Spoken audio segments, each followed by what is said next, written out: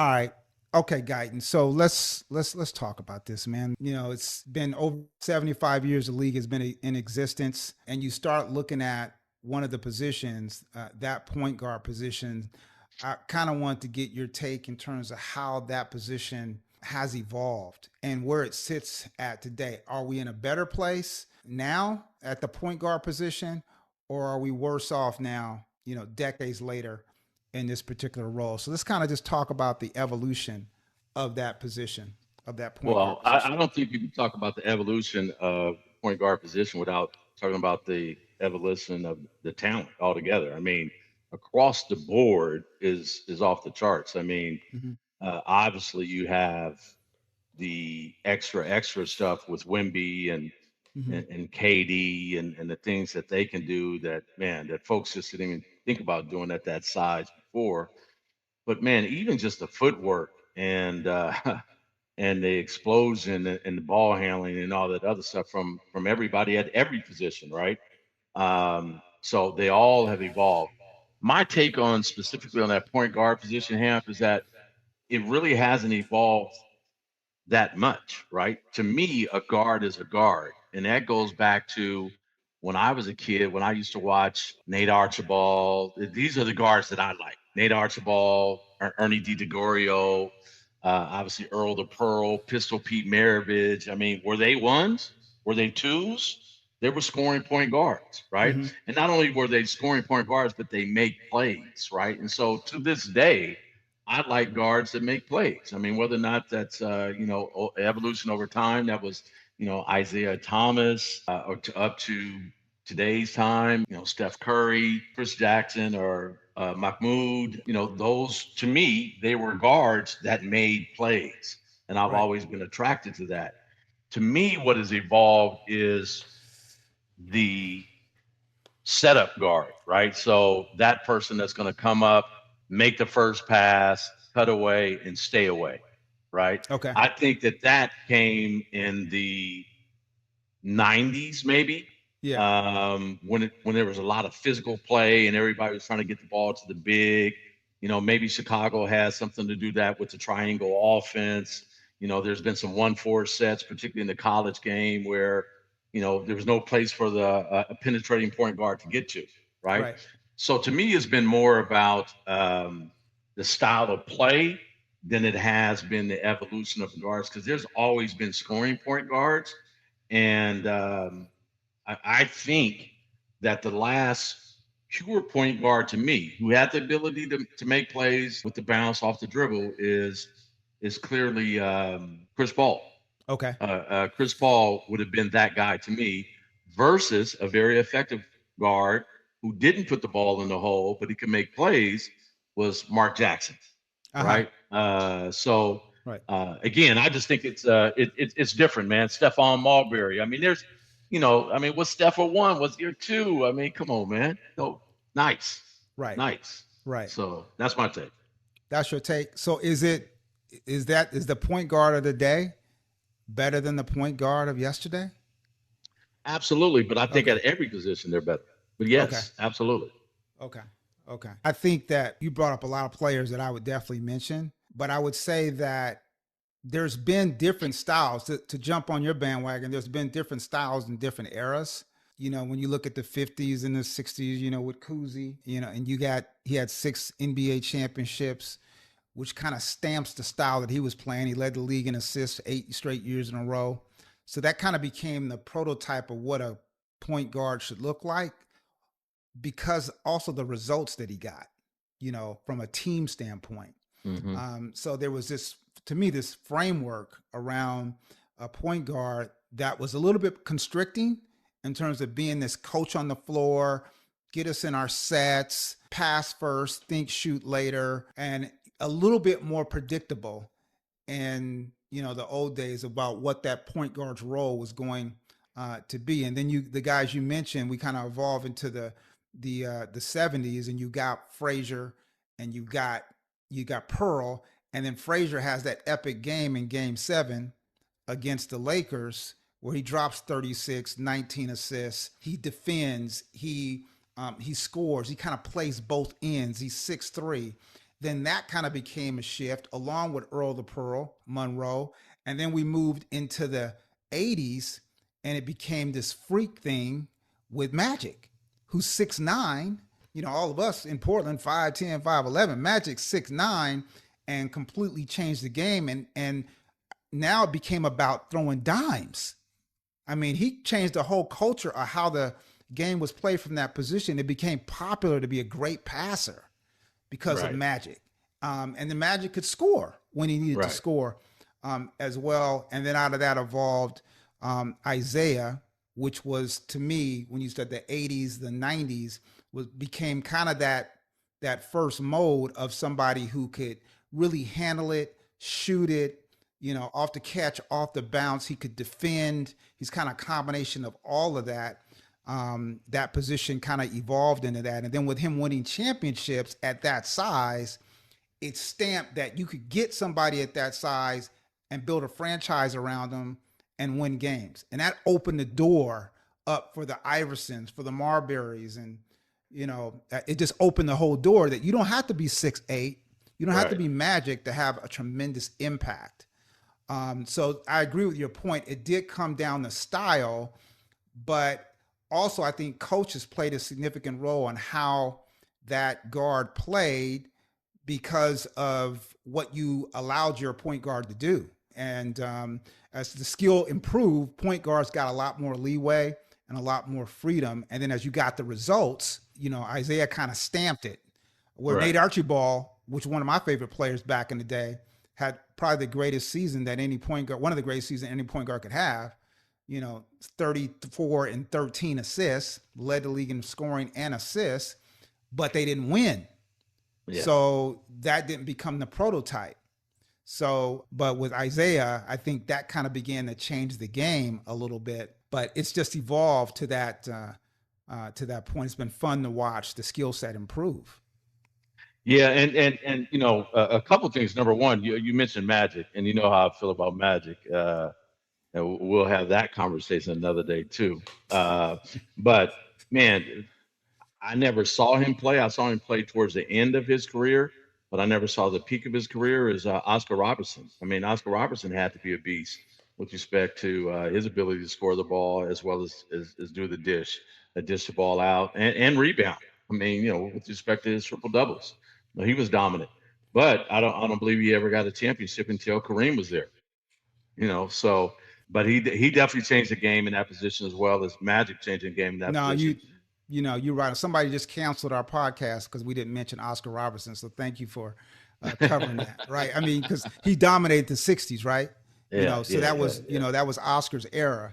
There's no yeah, yeah, question yeah, about that. You dead on that, Guyton. yeah, yeah, yeah, yes. Oscar dominated that. But speaking of style of play, man, now with analytics and the three ball and not having it big and the post, having him on the wing, I mean that just frees it up for someone with good ball handling skills to get to the basket, and then there's nobody there. Right. There's nobody there, right? And it gives you the ability. I mean, they pull up for threes on fast breaks now, right? I Right. mean, those things, like you said, that coaches allow you to do. Hmm. Man, my coach would have yanked me if I pulled up, you know, for three on a 2-on-1 break. I mean, that's a horrible shot. Yeah. But Yeah. statistically and analytically now, that's the preferred shot, which makes no Yeah. sense to me. But you know, it is what it is. But that just speaks to the fact that style of play has changed what that position looks like. And but in terms of all those guys that we've named, they could have done that back then had they had the same freedom that these folks have now. You know what? That's a great point because I was thinking to myself, I'm like, even though Kuzi led the league in assists and they won championships, more than likely he could probably do more. But Yeah. because you had Bill Russell, you had that size. That was the era of the center, right? Wilt, and then came Kareem. You know, we went to this era of just great centers. Hmm. And even if you were a great guard, you know, it was an inside out thing, right? You know, to your point, style of play. Yeah. Yeah. So you had some guys that maybe had that skill set, but couldn't put it all on display because of the style of play, and the bigs were in the middle, and you know you were instructed to inside out first, right? Right. Right. So I think that's a great point. But I think as the game began to change, and I remember this, I always kind of think about this: what comes first? Is it the coaching that provides the direction of the style, or is it the player and his talent that forces a new style, right? Because when you think about Mahmoud and Chris Jackson, he kind of aimed after Isaiah, but before, really kind of before Iverson and Steph and those guys, and Marbury and those guys. Um, and he was a freak, right? Right. And he had that whole package: release, catch and shoot, quickness, offensive, all kinds of offensive skills. But I don't think they understood how to utilize that skill set, right? So his style of play, his talent wasn't able to override that framework of what they thought rigidly was a point guard. When in actuality, you needed to give him the keys, right? And he got it sporadically, Right. but they didn't truly give it to him. Well, that was the friction between Larry Brown and AI at the Sixers. Yeah, They both were frustrated with each other because of that. yeah, Ivan knew what he could do, but he felt like he was being put in a box, and Larry Brown thought that Iverson stayed outside that box, and right, so right. consequently they were frustrated with each other. So Yeah, but they solved that by moving him to the two, they moved him right? to the two. That's Larry moved him Exactly. to the two and got him off the ball, right? And so Right. that helped Larry emotionally, right? Right. Deal with it. And that created a win-win for Iverson as well as for Larry. And they made it Yeah. to a finals, Yeah. you know. Yeah. They did. They did. But They but I did. think the game took it to another level. That position took it to another level on, I think the date was on February 27th, 2013 in the Garden, where Steph exploded for 54. And I remember Iman Shumpert talked about, hey man, in that game they could feel that a shift was happening, right? The shots that he was taking, the range that he was shooting it from, that he felt, Iman, this is out of his words, said, I felt like he was taking over the league to play a different way, Right. start in that game. Right. People think that guards take those shots because, hey, you're taking these shots, but the size of the NBA has gotten so big. These guys are like pterodactyls in terms of their Yeah. wing size, their athleticism. You got to find a way to create space. And one way is to do that is obviously your ball handling, but another way is your range. If I Right. can extend you out, that creates more space and makes it easier for me to do what I want to do and control the geometry on the court. And Right. so Mark saw that, Jackson saw that. Steph obviously could fulfill it along with Clay. And that kind of began to another evolution of what that position is. And people get on Steph, they say he's not a point guard. I say he's a hybrid. It's evolved. He's made the role something different. So I just want to share that with you. No, I think that's a good point, and that's the reason why I said, man, I mentioned all those other guards, whether or not it was Tiny or, I mean, Kyrie Irving, man. There's a lot of folks that can score the basketball, and I don't think you put him as a one or a two, or a point or off guard or shooting guard or whatever, man. You just you give him the freedom. So you bring up a good point, because the question is, did Steph change the game, or did Mark Jackson change the game by giving a guard that much freedom? Because prior to that, there was really no one that gave any guard in the NBA that much freedom to pull up on breaks, to shoot from that distance without any hesitation and without, a short hook. Even if you had the green light, you didn't have that. Mark Yeah. gave him that, which changed the league. Yeah. I mean, I agree. I mean, that's why I asked the question, what comes first? Is it Yeah, the coaching framework or is yeah, it sometimes talent can override? And if you're open minded coach, cause you to change your system. But right. as you know, a lot of coaches can be stubborn in terms of what they believe works. And like a lot of coaches that I think that Mahmoud had, that Chris Jackson had, Yeah, once he lost Doug Moe, I mean, Doug Moe saw what Chris could do. But then once Doug Moe was gone, he never had that kind of leash. yeah, But Mark gave, you're right. Mark gave Steph the leash and the freedom to be able to do that. And Steph fulfilled it. I'll tell a quick story, guy. When I was in college, we were getting ready to play Cal Berkeley. This is an example of the whole coaching thing, and sometimes how coaches put you on a leash. The night before the game, Calvin walked in my room, who's a freshman, right? And he said, "Hey, Hamp, I need to talk to you." And I thought it was something serious. It was going, maybe he was leaving the program or something like that. He says, "Man, I need to tell you, man, about this guy you getting ready to see tomorrow. He was a point guard. He's nice. He's a problem. I've seen the destruction that he can cause in high Yeah. school. I've seen it. And I just want to put you on notice that not that you can't handle it, but I just want to let you know that a tsunami could be potentially coming tomorrow." And that was against Cal Berkeley. And so that was Kevin Johnson. Yeah. And so we get on the court, and I'm like waiting for that tsunami, right? Yeah. They had a great backcourt, him and Chris Washington.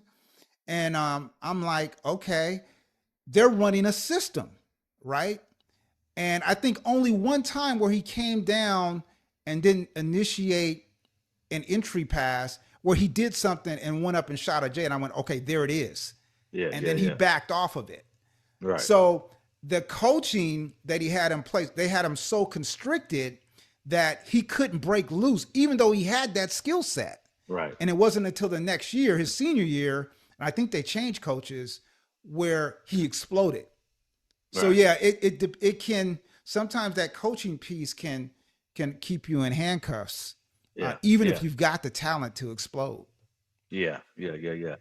Yeah, and we've all experienced it. I mean, particularly at that guard position, man. If you get with a coach that's trying to control, every possession, and not give the guard the freedom, I mean, it's really, really difficult to try to play without making mistakes, right? Yeah, yeah, You want to be free to make mistakes because that opens up creativity, that opens up your vision and your ability to make plays that you right. feel need to be made, as opposed to, man, I can't hit this gap. I can't throw this lob, Yeah, whatever it is, I can't change the pace. right, right. So yeah, yeah, yeah, yeah, yeah, yeah. That's a good question about maybe we have to have that conversation again down the road. Is it coaches or is it players? Right on, It man. should be players. Yeah, yeah, man. Great discussion, Guyton. Man, enjoyed it. You got any other points to add on this one? Magic Johnson is the greatest point guard of all time. Okay. To be continued. Man, I love Magic, but dude, we'll have to have another discussion on that one. You know where I sit on that. Absolutely. We're going to have it too. All right.